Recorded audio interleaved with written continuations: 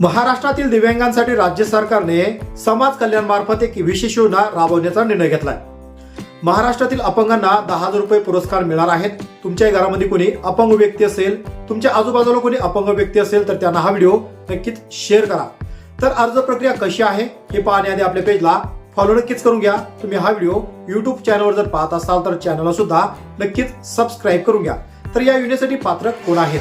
तर दिव्यांग व्यक्ती किमान 40% अपंग असणं गरजेचं आहे। दिव्यांग व्यक्ती हा महाराष्ट्रातील रहिवासी असणं गरजेचं आहे। साधारणतः जुलै ते सप्टेंबर दरम्यान अर्ज मागवले जातात। तर अर्जाचे काही महत्त्वाचे टप्पे आहेत।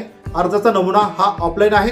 तर अर्ज तुम्हाला जिल्हा समाज कल्याण अधिकारी कार्यालय, दिव्यांग कल्याण विभाग, जिल्हा परिषद किंवा काही जिल्ह्यामध्ये divyangkalyan.maharashtra.gov.in या वेबसाईटवर तुम्हाला अर्ज भेटून जाईल। यासाठी काही आवश्यक कागदपत्र लागतील, जसं की दिव्यांग प्रमाणपत्र, आधार कार्ड, रहिवासी दाखला, पासपोर्ट साईज आकाराचा फोटो, बँक पासबुकची झेरॉक्स, युडिट कार्ड हे अनिवार्य आहे।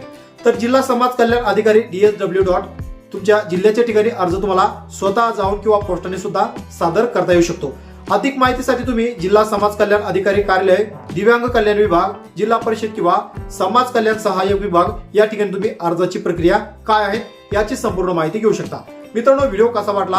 व्हिडिओ आवडल्यास व्हिडिओला नक्कीच एक लाईक करा आणि तुमचे जे अपंग मित्र असेल, तुमच्या शेजारी आजूबाजू कोणी अपंग असेल तर त्यांना हा व्हिडिओ नक्कीच शेअर करा।